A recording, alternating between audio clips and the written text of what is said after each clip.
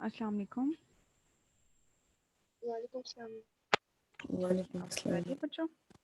Yes ji ma'am. ठीक है, कैसे हैं आप सब?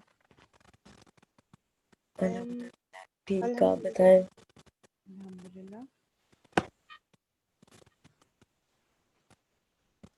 सब सेफ हैं बच्चों? घर वाले आपके सारे सेफ हैं? रिलेटिव्स वगैरह ड्यू टू कोरोना, ये जो सेकेंड वेव एक है कोरोना की, इसमें लोग ज़्यादा इफ़ेक्ट हो रहे हैं और ज़्यादा सीरियस और ज़्यादा जो है ना डैमेजिंग काइंड ऑफ कोरोना की ये वेव है। होपफुली आप सब जो हैं इसमें सेफ एंड साउंड होंगे, आपके रिलेटिव्स भी।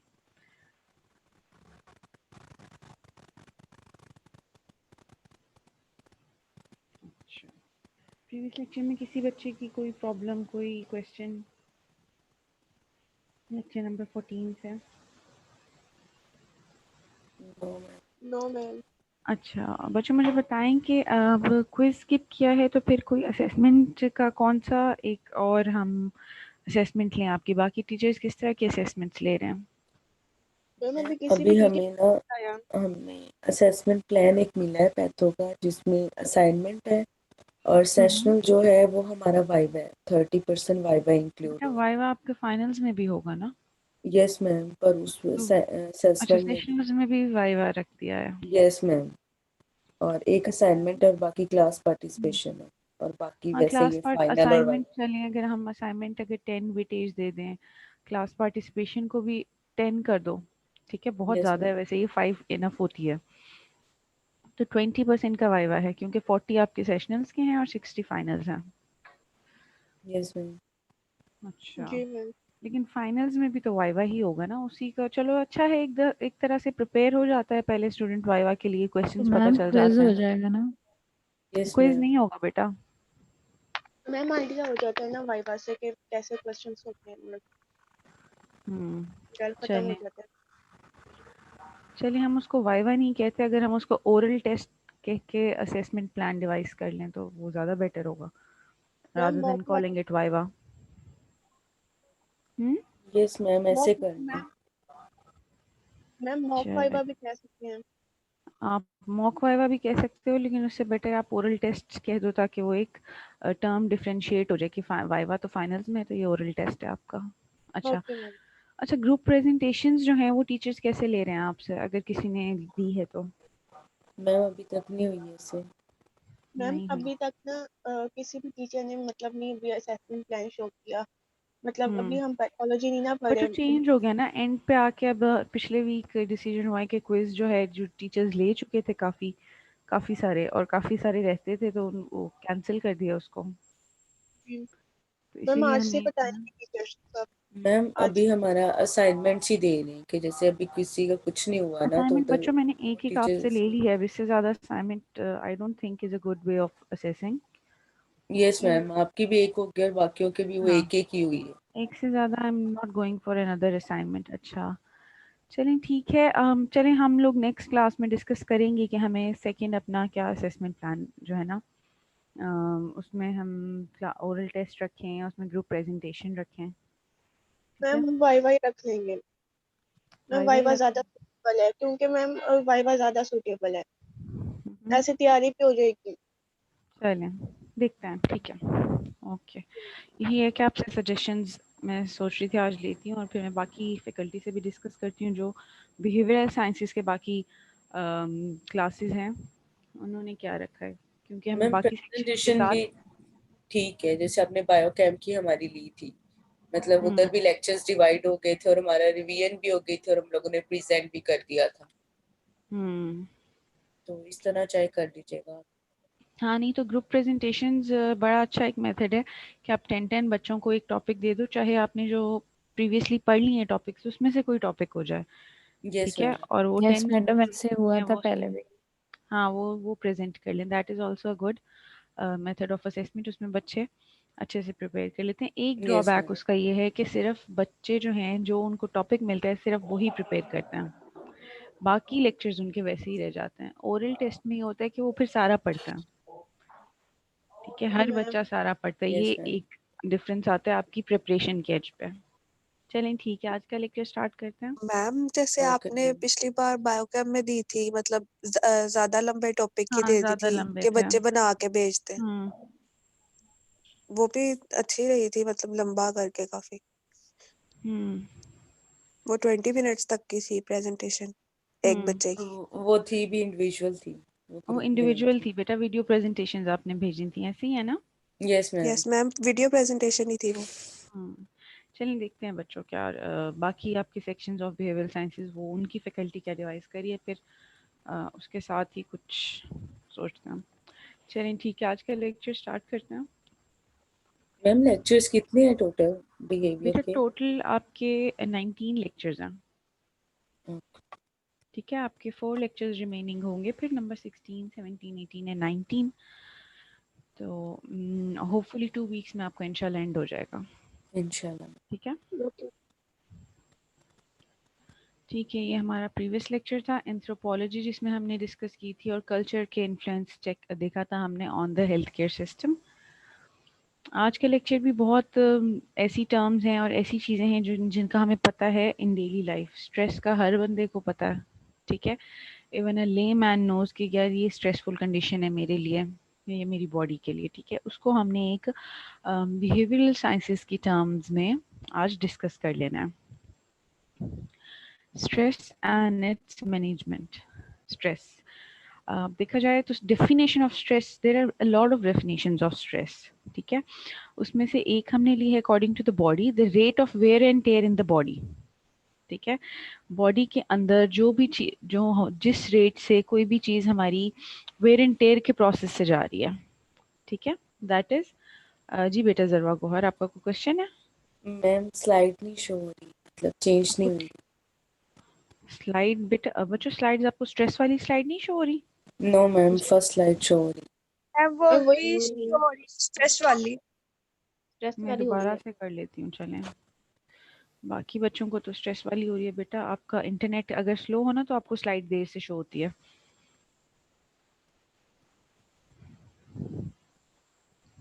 जी, अब हो रही है अब हो रही स्ट्रेस? है, यस मैम। चलें ठीक है।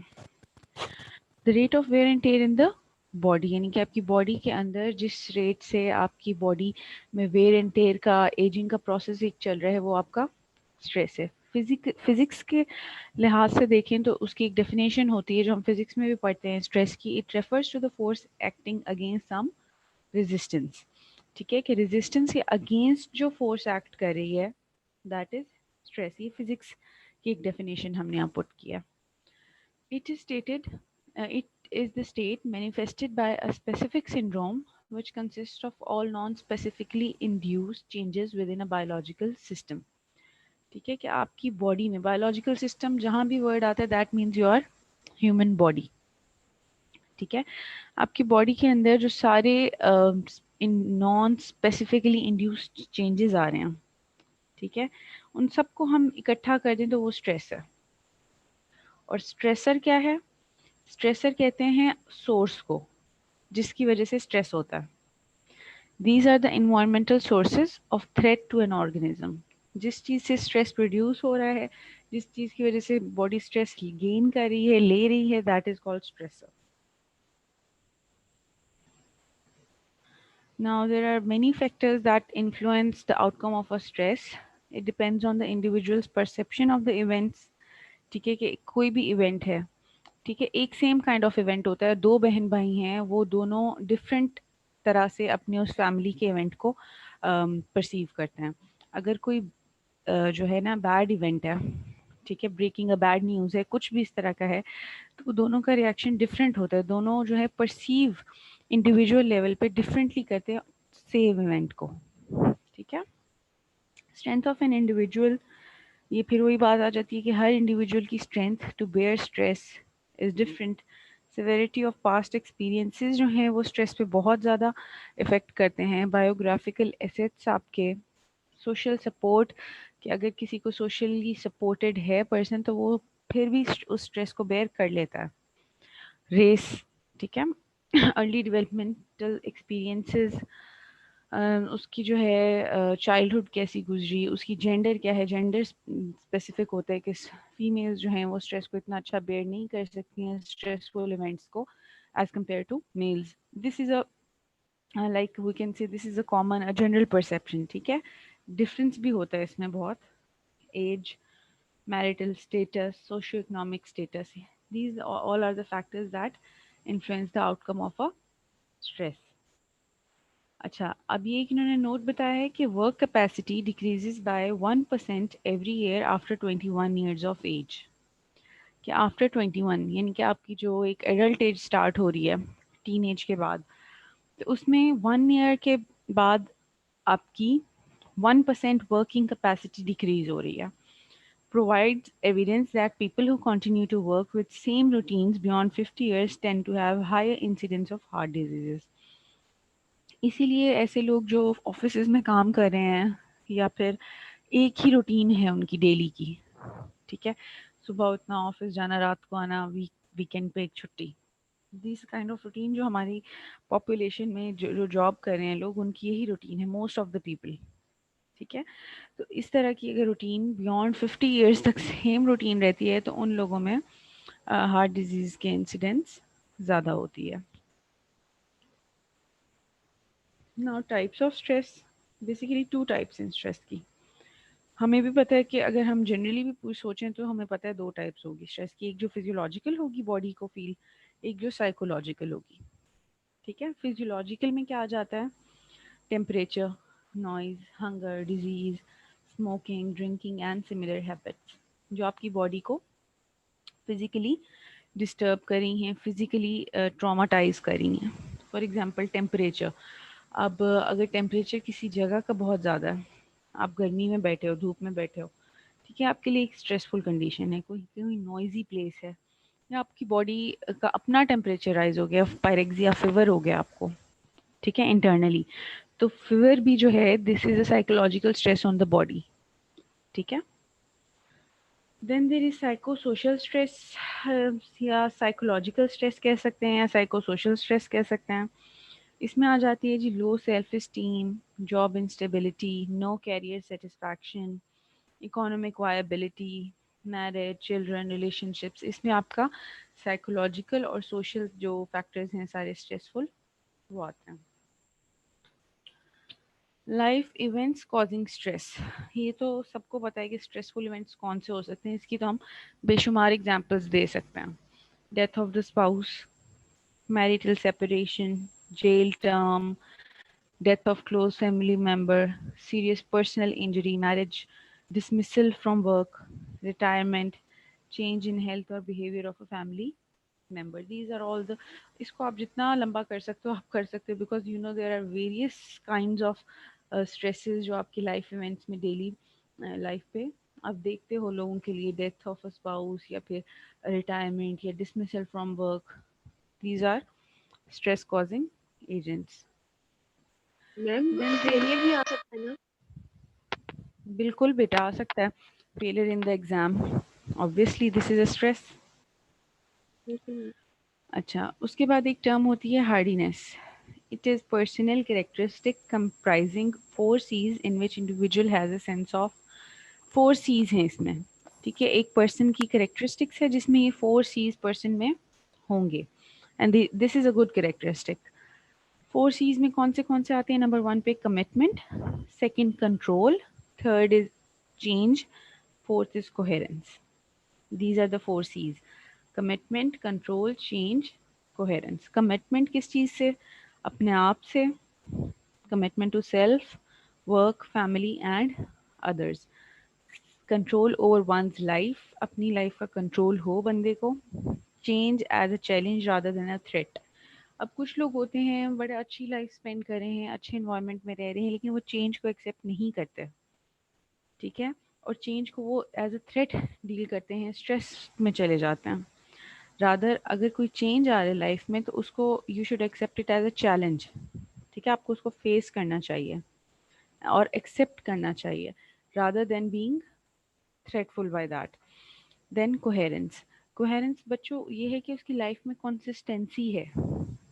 ठीक है, in managing time, in controlling his relations, in his emotions, उसमें एक कंसिस्टेंसी प्रेजेंट है. These 4 C's are the characteristics of a person, ठीक है, जिसको हम हार्डीनेस कहते हैं. Then there is another definition. What is burnout? Burnout is a syndrome associated with unrelenting यानी कि constant और continuous stress. एक पर्सन है जो हर टाइम ही स्ट्रेसफुल कंडीशंस में रहता है, स्ट्रेस की कंडीशन में रहता है, कॉन्स्टेंटली, कॉन्टिन्यूसली. इसमें क्या आते हैं कि सिम्टम्स होते हैं उसको इमोशनल एग्जॉस्शन. ऑब्वियसली अगर वो कॉन्टिन्यूसली स्ट्रेस में रहेगा तो इमोशनली वो थका थका रहेगा, एग्जॉस्टेड रहेगा. Decrease sense of personal accomplishment. अच्छा जी. Then there is response to stress. The body responds to stress through physical response, emotional response and behavioral response. 3 type का रिस्पॉन्स है बॉडी का अगेंस्ट स्ट्रेस. सबसे पहले फिजिकल रिस्पॉन्स. इसमें हम देख लेते हैं जो हमारे सिंपैथेटिक और पैरासिम्पैथेटिक नर्वस सिस्टम होते हैं, ये दोनों जो है ओवर वर्क, ओवर ड्राइव करना स्टार्ट हो जाते हैं व्हेन दे फेस स्ट्रेस.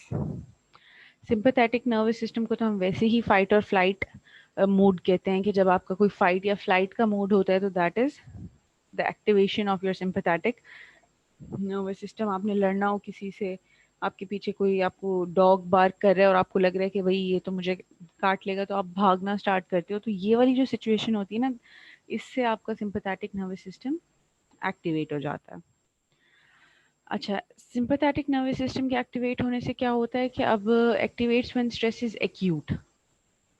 पहला डिफरेंस ये है कि स्ट्रेस अगर एक्यूट है, सिंपैथेटिक नर्वस सिस्टम एक्टिवेट हो रहा है. अगर स्ट्रेस क्रॉनिक है, ठीक है, यानी कि इंडिविजुअल जो है वो स्ट्रेसफुल कंडीशन में कॉन्टिन्यूसली रह रहा है, ठीक है, उसकी जो स्ट्रेस है वो कोई किसी अभी अभी डेवलप नहीं हुई, वो काफ़ी अरसे से, महीनों से वो एक चीज़ का स्ट्रेस ले रहा है, ठीक है, तो उसका पैरासिम्पैथेटिक नर्वस सिस्टम एक्टिवेट होगा. Okay. Sympathetic nervous system activate होगा tachycardia, dry mouth, increased muscle tone, rapid breathing, blood pressure increase. ये सारे जो है ना फिजियोलॉजिकल सिम्टम्स हैं सिंपैथेटिक नर्वस सिस्टम की एक्टिवेशन के. पैरासिम्पैथेटिक नर्वस सिस्टम अगर एक्टिवेट हो रहा है स्ट्रेस के अंडर तो क्यों हो रहा है? अगर स्ट्रेस क्रॉनिक है, महीनों से वो उसकी फैमिली में कोई डेथ हुई है पेशेंट की फॉर एग्जांपल, और पेशेंट जो है वो 4 महीने गुजर गए हैं इस बात को, लेकिन स्टिल वो स्ट्रेस में है, ठीक है, तो उसका पैरासिम्पैथेटिक नर्वस सिस्टम एक्टिवेट हो जाता है. और उसमें क्या होता है? Disturb sleep, increase hunger, delayed gut motility. अच्छा, इंक्रीज हंगर के अलावा डिक्रीज इन हंगर भी हो सकता है. आपके हंगर पैटर्न जो हैं वो बहुत वेरी करते हैं person to person. Delayed gut motility, constipation, ठीक है, ये जो हैं आपकी पैरासिम्पैथेटिक नर्वस सिस्टम के एक्टिवेशन की वजह से होते हैं when the person is taking chronic stress. अच्छा, physiological track involved in stress response is hypothalamic pituitary adrenal axis.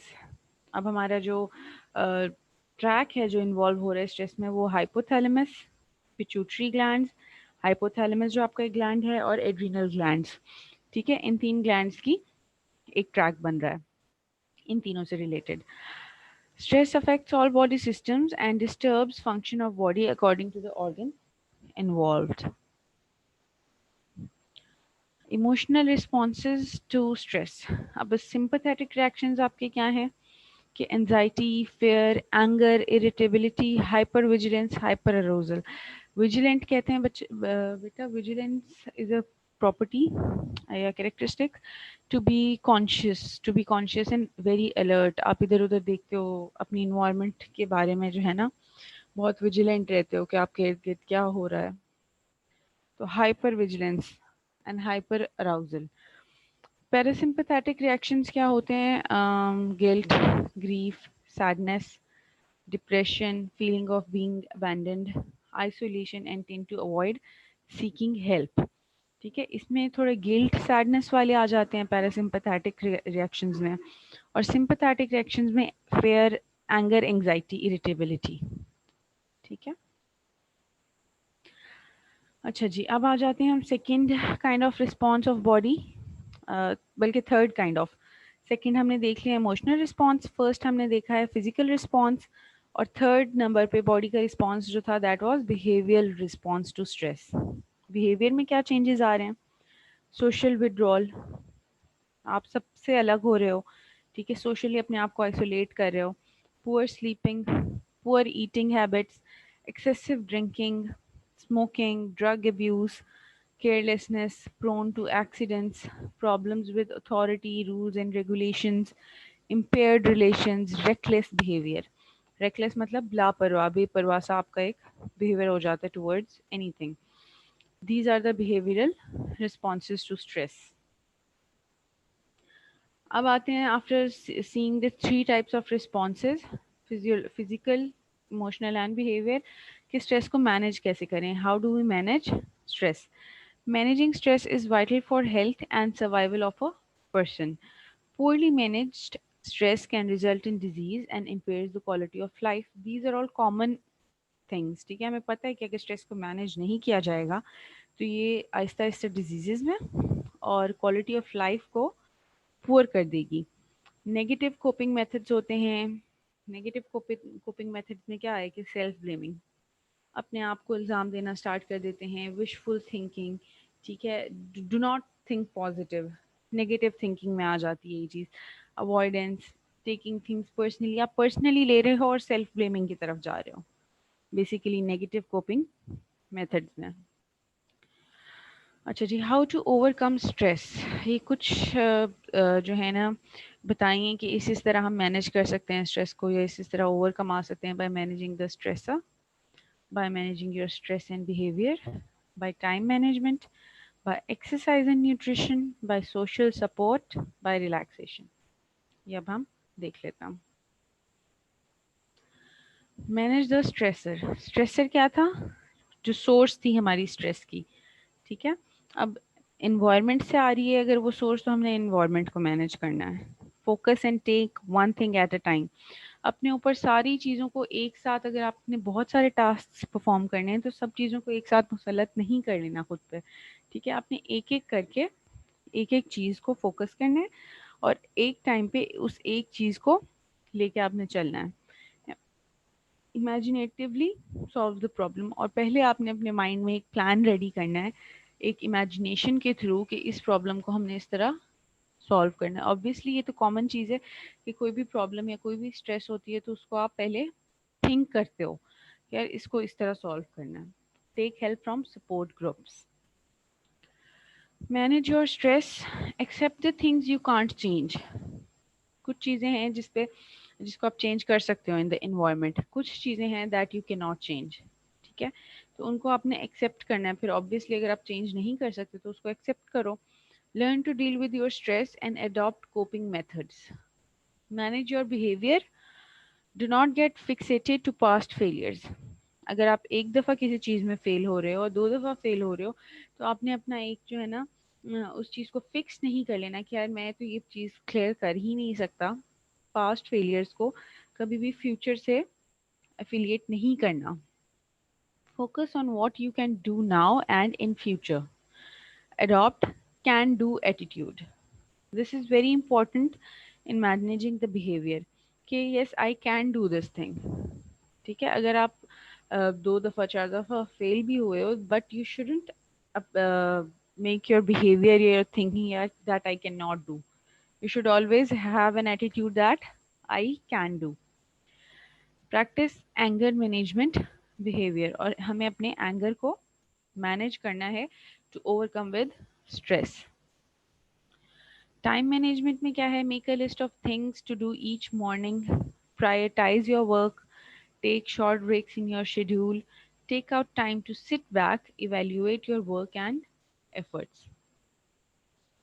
Learn to say no to unreasonable demands. Very important and very important for the generation now.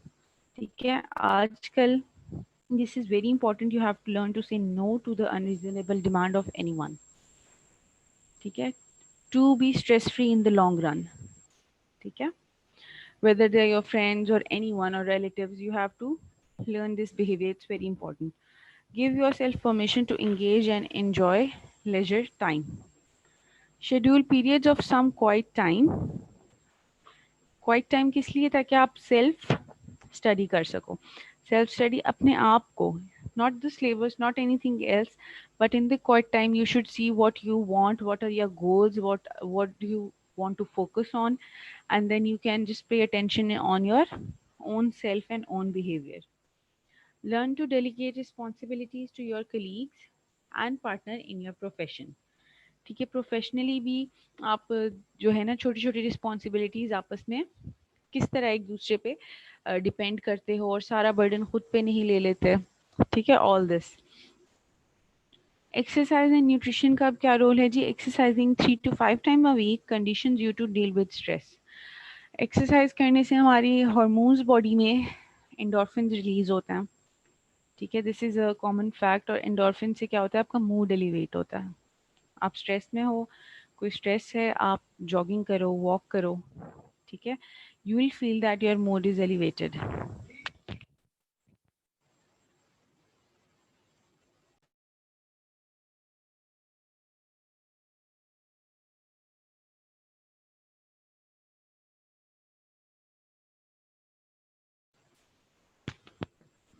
ठीक है, तो endorphins are your happy hormones. इस तरह के hormones आपके exercise से release होते हैं. आपका मूड ख़राब है, आप जनरली एक लॉन्ग वॉक पे निकल जाते हो in a garden, you feel that your mood, your stress level is lessened. Keep caffeine intake to minimum. और ये जो टी और कॉफ़ी की इनटेक है, this is not good for the health. इसको मिनिमम रखें. Stop smoking, eat less of fat and sugar food. अपने food और डाइट को जो है मैनेज करें कि आप फैटी फूड और शुगरी फूड्स, ठीक है, ये कम कंज्यूम करें. Eat more of the fibre, vitamin B, vitamin C, ठीक है, और इस तरह के फूड्स को अपनी डाइट और न्यूट्रिशन में शामिल करें. Social support. Develop a circle of friends and family.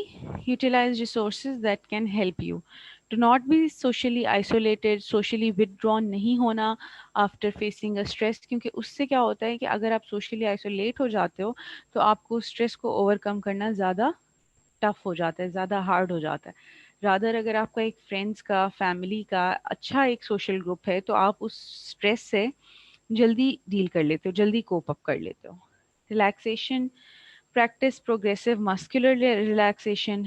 Muscles की रिलैक्सेशन टेक्निक्स होती हैं कि अगर मसल स्पैज़म में है या फिर स्ट्रेस की वजह से अक्सर बैक पेन स्टार्ट हो जाता है. ठीक है, this is a common we seen females कि अगर स्ट्रेस ले रही हैं तो उनकी नेक में पेन होगा. ठीक है, सर्वाइकल एरिया में बहुत पेन आ रहा होता है, मसल्स का स्पैज़म हो जाता है बाकायदा. इसी तरह बैक में पेन हो जाता है. ठीक है, तो यूँ मसल्स को भी रिलैक्स कराने की प्रैक्टिस और उनकी टेक्निक्स होती हैं, वो सीखनी चाहिए. Meditation, deep breathing exercises, yoga, kind of yoga and deep breathing exercises, ये चीज़ें स्ट्रेस को कम करती हैं. एंड इंगेज इन हॉबीज़, और अपनी अच्छी हेल्दी पॉजिटिव हॉबीज़ बनानी चाहिए. गार्डनिंग है या रीडिंग है, ठीक है, या walking, cycling, any kind of hobbies that relax you. अच्छा, अब ये सारी हमने जो भी देखे हैं, these all were the strategies to cope up with stress या to manage stress. Now what's the patient stress? Stress due to illness, stress due to hospitalisation. ठीक है, पेशेंट जो है उसको ये सारे हम कह सकते हैं कि अगर उसको किसी की डेथ नहीं हुई या कुछ भी, ये जो स्ट्रेसेस एक नॉर्मल लाइफ के हैं, इसके अलावा बहुत सारे स्ट्रेस होती है. पेशेंट जो है वो पहले, सबसे पहले तो अपनी बीमारी की वजह से स्ट्रेस में होता है, दैट आई एम इल. ठीक है, सेकेंडली अगर उसको हॉस्पिटलाइज करना पड़ जाता है तो हॉस्पिटल का एक इन्वायरमेंट ही ऐसा होता है, वेदर जितना भी अच्छा हो, ठीक है, कि पेशेंट स्ट्रेस में ज़रूर चला जाता है. स्ट्रेस ड्यू टू इलनेस क्या है कि change of role. If he was working, he has to be on leave. छुट्टी लेनी पड़ गई. अगर वो वर्किंग कंडीशन में था या उसका कोई एक फैमिली में एक रोल था, एक मदर है, अगर वो इल है तो उसका रोल चेंज हो रहा है. फिर वो working women, working in the home से वो बेड रेस्ट पे आ गई. फाइनेंशियल लॉस हो सकता है, ठीक है, लीव लेने की वजह से. स्टिग्मेटाइजेशन हो सकती है क्या ये बंदा बीमार है, इससे दूर रहो। स्टिग्मेटाइज तो हमारी सोसाइटी हर चीज़ को कर लेती है।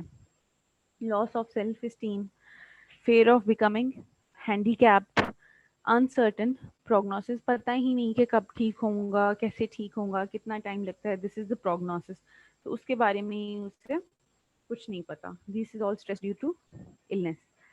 स्ट्रेस ड्यू टू हॉस्पिटलाइजेशन में क्या आता है?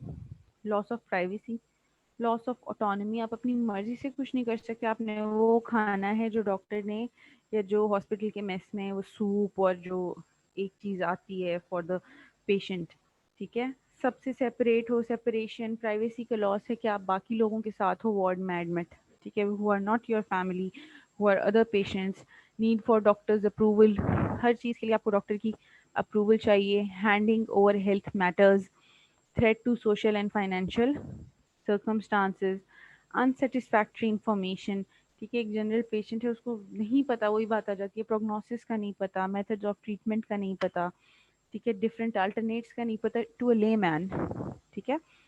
फिर भी जिन लोगों के फैमिली में मेडिकल स्टूडेंट्स हों या जिस तरह आप लोग हैं, अगर आप लोग अपने फैमिली मेम्बर्स को, अपने ब्रदर्स, सिस्टर्स, पेरेंट्स, ठीक है, इनको एक बेटर इंफॉर्मेशन दे सकते हो regarding any of the disease, ठीक है, बेटर वे में उनको समझा सकते हो, वो सेटिस्फाई भी हो जाएंगे कि अच्छा ये हुआ है, इस तरह फॉलो करूंगा तो ठीक हो जाऊंगा। लेकिन जो ले मैन होते हैं या जिनकी फैमिली में इस तरह की कोई मेडिकल प्रोफेशनल या हेल्थ केयर प्रोफेशन से रिलेटेड पर्सन नहीं होते, तो उनको तो इन्फॉर्मेशन ही पूरी नहीं मिलती है कि हमें हुआ क्या है, हमने ये टेस्ट क्यों कराना है, हमने ये दवाई क्यों खानी है, क्यों किस टाइम पे खानी है, ये सारी इन्फॉर्मेशन उनकी अनसेटिस्फैक्ट्री रहती है। Now, what are the reactions of patient to illness and hospitalization? Obviously, denial.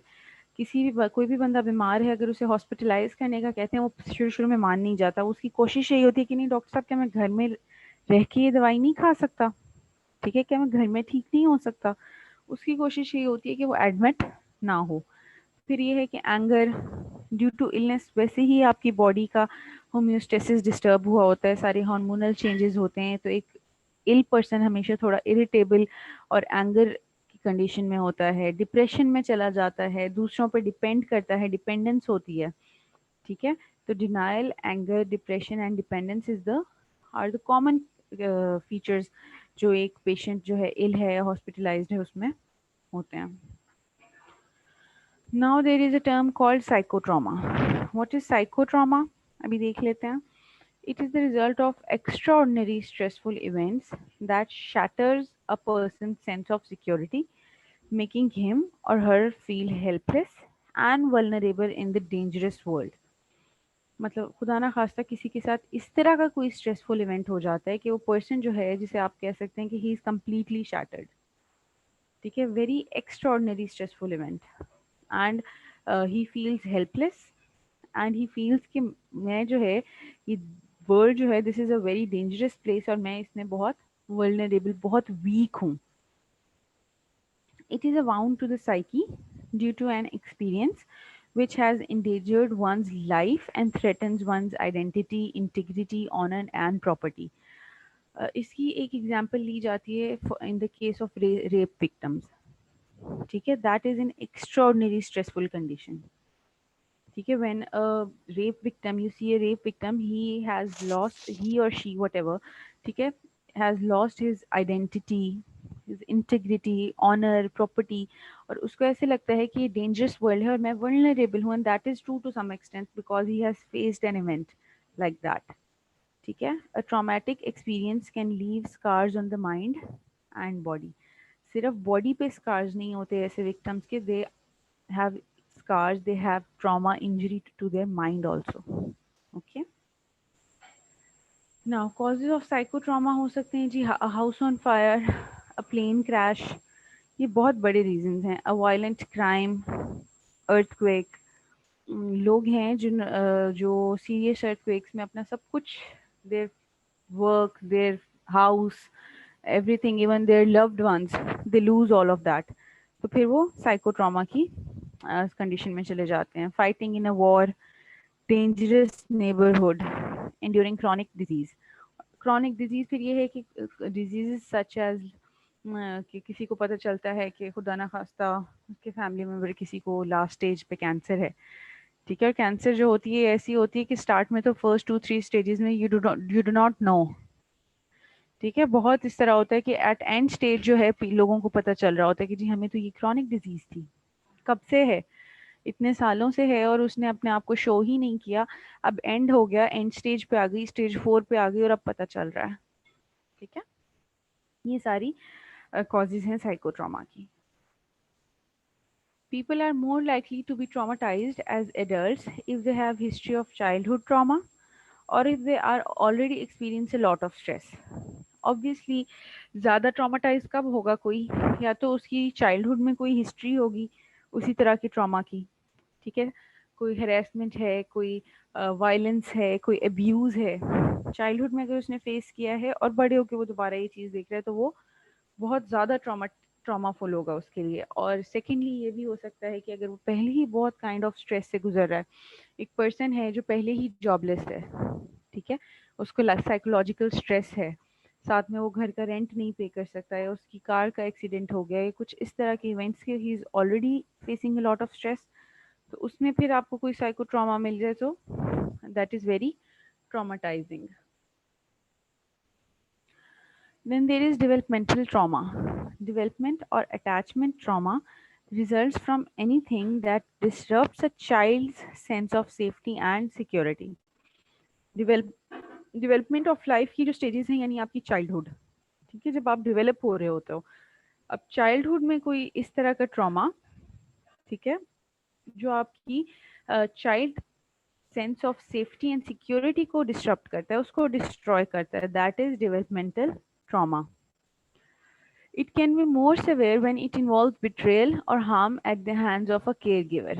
और ज़्यादा सेवेयर कब होता है, हम न्यूज़ में आजकल डेली बेसिस पे इस तरह के केसेस देख रहे हैं, ठीक है, कि आपके जो हैं केयर गिवर्स जो हैं, रादर देयर पेरेंट्स और देयर अंकल्स और देयर आंट्स और देयर एनी ग्रैंड पेरेंट्स, ठीक है, बच्चे हैं जो अपने जो केयर गिवर्स की वजह से हार्म हो रहा है उन्हें, या फिर बिट्रेयल हो रहा है, या फिर वो उनको अब्यूज़ कर रहे हैं, वायलेंस हो रही है, ठीक है, तो वो डेवलपमेंटल ट्रॉमा में आता है।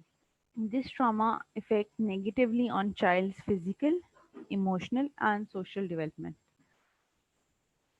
कॉजेज ऑफ डेवलपमेंटल ट्रॉमा हो सकते हैं जी पेरेंट्स की सेपरेशन, या separation from a parent, serious illness, unsafe environment, जहाँ पे वो जो है हर टाइम खुद को वल्नरेबल फील करे चाइल्ड, और उसको लगे कि कोई ना कोई जो है ना उसकी इन्वायरमेंट में उसके कोई अंकल, कोई उसकी आंटी, ठीक है, वो उसको जो है ना हार्म कर सकते हैं। Normal responses to traumatic events, ये नॉर्मल सारे रिस्पॉन्स होते हैं जो हर पर्सन का रिस्पॉन्स है to any traumatic event. Guilt, self blame, anxiety, feeling sad, feeling disconnected और numb, insomnia, insomnia is loss of sleep, ठीक है, loss of appetite, socially withdrawal, difficulty in concentrating. These symptoms last for a few days or months, then fade. But if persist, then there is a need of professional help. ये कह रहे हैं कि जब कोई stressful event होता है, traumatic event होता है, तो कुछ दिन के लिए तो ये सिम्टम्स जो है लास्ट करते हैं, दिस इज नॉर्मल, ठीक है। लेकिन अगर ये परसिस्ट कर रहे हैं, अगर ये क्रॉनिक पेशेंट जा रहे हैं इन सारी चीज़ों में, तो फिर उसको प्रोफेशनल हेल्प की, हेल्थ केयर प्रोफेशनल्स की ज़रूरत है। Then there is a term called post-traumatic stress disorder, PTSD. अब ये क्या होता है, नाम से ही पता चल रहा है कि पोस्ट ट्रॉमेटिक यानी कि आफ्टर ट्रॉमा स्ट्रेस का disorder. It is a condition that results from the most severe kind of trauma. It is characterised by intrusive memories, flashbacks, or nightmares, avoiding things that remind one of the traumatic event, and living in a constant state of red alert is also known as hyper arousal.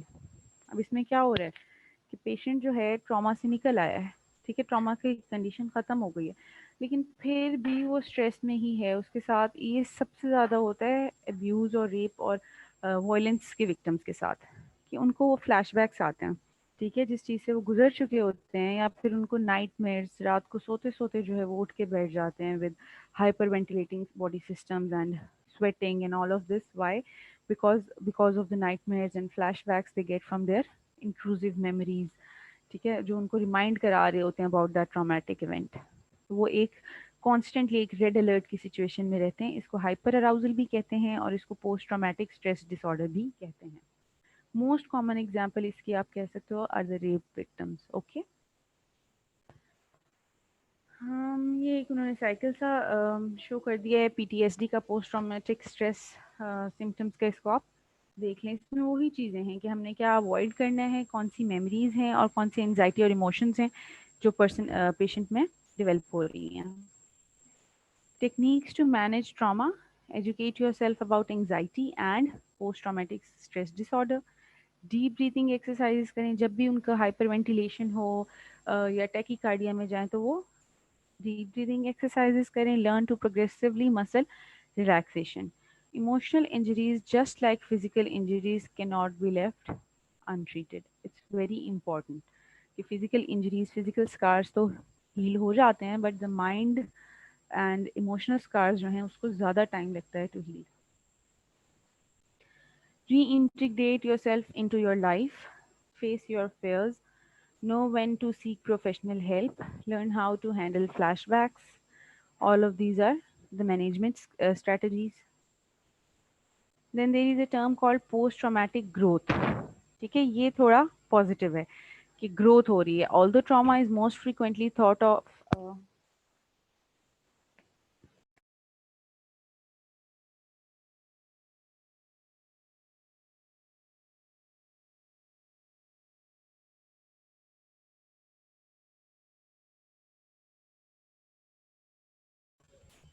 अच्छा, although trauma is most frequently thought of in negative terms, ठीक है, trauma है, बुरी चीज़ है, negative terms में ही हम उसको लेते हैं।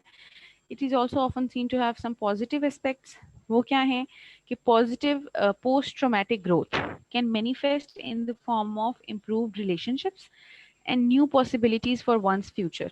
That a person who rises again from his trauma, ठीक है, और वो फिर अपने रिलेशनशिप्स को ज़्यादा इम्प्रूव करता है, अपने फ्यूचर से जो है ना न्यू एंड बेटर पॉसिबिलिटीज़ को एक्सट्रैक्ट करता है। Some losses can produce valuable gains.